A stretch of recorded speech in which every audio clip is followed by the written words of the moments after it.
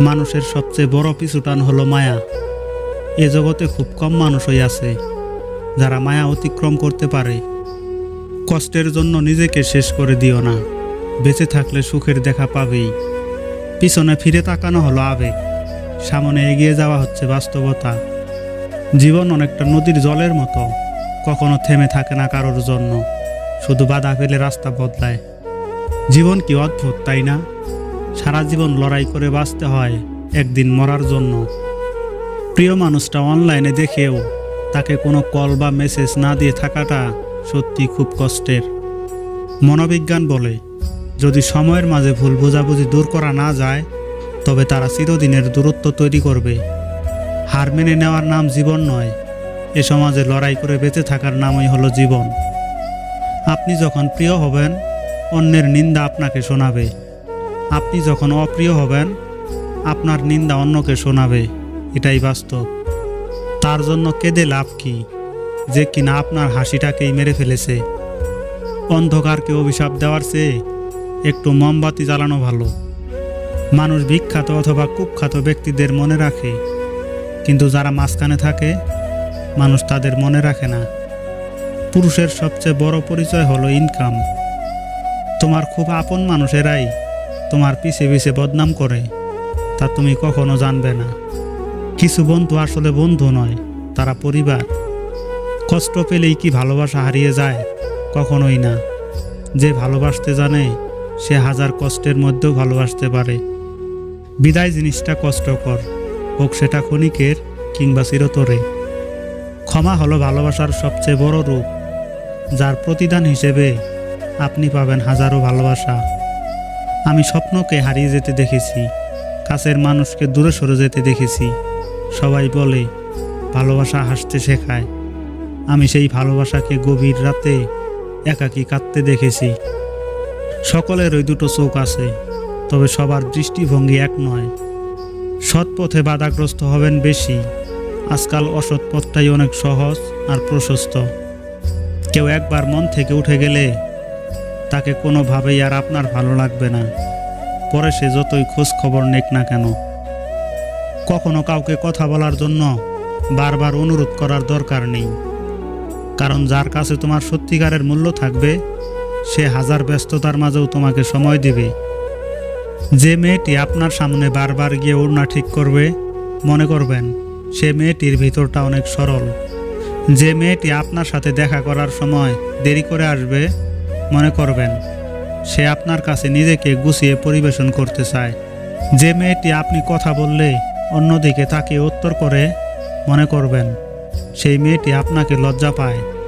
যে মেয়েটি আপনার স্বাধীন জীবনে বাধা দেয়, মনে করবেন সেই মেয়েটি আপনার অগোছালো জীবনকে গোছাতে চায়। যে মেয়েটি আপনার অপছন্দের কাজটা লুকিয়ে করে, মনে করবেন সেই কাজটি মেয়েটির খুব পছন্দের, কিন্তু সে আপনাকে ভয় পায়। মেয়েরা আসলে এমনই। সময় সিদ্ধান্ত নেয় জীবনে কার দেখা পাবেন। হৃদয় সিদ্ধান্ত নেয় কাকে আপনি চান। আপনার ব্যবহার সিদ্ধান্ত নেয় কে আপনার জীবনে থাকবে। তুমি যদি বিনা স্বার্থে কারো উপকারও করো, তবুও তুমি তার বিশ্বাস অর্জন করতে পারবে না, কারণ স্বার্থপর মানুষের ভিড় থেকে দুই একজন নিঃস্বার্থ মানুষকে চেনা সহজ হয় না। হার মেনে নেওয়া আমাদের সবচেয়ে বড় দুর্বলতা। সফল হওয়ার সবচেয়ে উপায় হলো প্রতিবার হার মানার আগে আরেকবার চেষ্টা করা। সতর্ক হও, যে জিনিসগুলো তুমি অবহেলা করছো, কখনো কখনো সে জিনিসগুলোই তোমার সবচেয়ে বেশি দরকার হতে পারে। পাশে থাকবে বলে আজ একলা করে গেলি তুই, স্মৃতিতেই শুধু রয়ে গেলি, সঙ্গী হয়ে থাকলি গই। একজন সৎ ব্যক্তি প্রেমিকার চোখে বোকা, স্ত্রীর চোখে গাধা, সমাজের চোখে বলদ। একজন অসৎ ব্যক্তি প্রেমিকার চোখে বুদ্ধিমান, স্ত্রীর চোখে সিংহ, সমাজের চোখে সম্মানিত ব্যক্তি। এটাই যে এখন আমাদের সমাজের বাস্তবতা। স্ত্রী যদি বদমেজাজি হয়, তাহলে এই দুইটি কাজ করুন। নাম্বার 1, তার রাগের সময় চুপ থাকুন। নাম্বার 2, রাগ থেমে গেলে তাকে ছেড়ে যাওয়ার ভয় দেখান। দেখবেন একটা সময়ের পর নিজেকে সংযত করতে শিখে গেছে। কারো সাথে স্বার্থপরের মতো আচরণ করবে না। মনে রেখো, আজ হয়তো তোমার সবই আছে, কাল নাও থাকতে পারে। যা পেয়েছ তা যদি অল্প মনে হয়, তাহলে সারাটা পৃথিবী পেলেও তোমার দুঃখের শেষ হবে না। অভিমানে মানুষ বেশিরভাগ ক্ষেত্রেই ভুল সিদ্ধান্ত নেয় এবং কখনো কখনো তার আফসোসের সুযোগটুকুও তখন থাকে না। প্রতি বেলায় ফিরিয়ে দিয়েছ, এই বেলা আর তোমাকে চাইতে যাব না। নিজেকে এখন এমনভাবে লুকিয়ে ফেলবো আর কোনো বেলায় খুঁজে পাবে না। কাউকে সম্মান নাই করতে পারো, কিন্তু অযথা কাউকে অসম্মান করো না। গাধাদের ভুল ধরিয়ে দিতে যাবেন না, তারা আপনাকে অপছন্দ করবে। বুদ্ধিমানদের ভুল ধরিয়ে দিন, তারা আপনাকে সমাদর করবে। আমরা তাদের কাঁদাই যারা আমাদের পরোয়া করে, আমরা তাদের জন্য কাঁদি যারা আমাদের পরোয়া করে না। আমরা তাদের জন্য ভাবি যারা আমাদের কথা মোটেও ভাবে না। শ্বশুরবাড়িতে একটি মেয়ে তখনই নীরবে চোখের জল ফেলে যখন তার স্বামী তাকে সবচেয়ে বেশি অবহেলা করে। জীবনে আঘাত পাওয়া মানেই হেরে যাওয়া নয়, কিংবা জীবনটাকে বৃথা ভাবাটা উচিত নয়। কেননা প্রকৃত জীবন তো শুরু হয় তখনই, আঘাত পাওয়ার পরবর্তী সময়টাতে। যে হারায় কেবল সেই একমাত্র বোঝে হারানোর যন্ত্রণাটা কত তীব্র।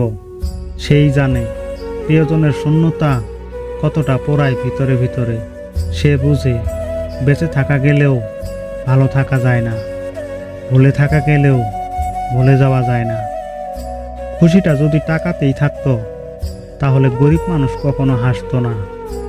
তুমি যদি গরিব হও, লোক তোমায় ইগনোর করবে। তুমি যদি কিছু করতে চাও, সব লোক হাসবে। আর তুমি যদি সফল হয়ে যাও, সব লোক হিংসায় জ্বলবে। একজন নারী ধ্বংসের মূল 3টি কারণ। নাম্বার 1, যে নারী স্বামীর সাথে জেদ করে। নাম্বার 2, যে নারী স্বামীর মুখে মুখে তর্ক করে। নাম্বার 3, যে নারী মা বোনের কুপরামর্শে স্বামীর বাড়িতে অশান্তি সৃষ্টি করে। দুঃখ হয়তো এক সময় কাটিয়ে ওঠা যায়, কিন্তু শূন্যতা কখনো কাটিয়ে ওঠা যায় না। তার চেহারা, তার কথা, তার সাথে কাটানো মুহূর্ত, আরও কত কি, সবই যেন আস্তে আস্তে জীবন্ত হয়ে ওঠে। সবই যেন চোখের সামনে ভাসতে থাকে। ভালোবাসা আর ভালোবাসা তফাৎ করতে না পারলে সারা জীবন ঠকতে হয়। কথায় নয়, কাজে মানুষ চেনা যায়। বর্তমান জামানায় এই শহরে বাঁচতে হলে পাক্কা অভিনয় জানতে হবে। যখন তোমার ভিতরটা পাল্টায়, তখন বাইরেও পরিবর্তন আসে। কাউকে আলাদা করে অভিশাপ দেওয়া লাগে না। মানুষের দীর্ঘশ্বাস সবচেয়ে বড় অভিশাপ। অনেক সময়ই পরিস্থিতি খারাপ হয়, মানুষটার নয়, যেটা আমাদের বুঝতে ভুল হয়।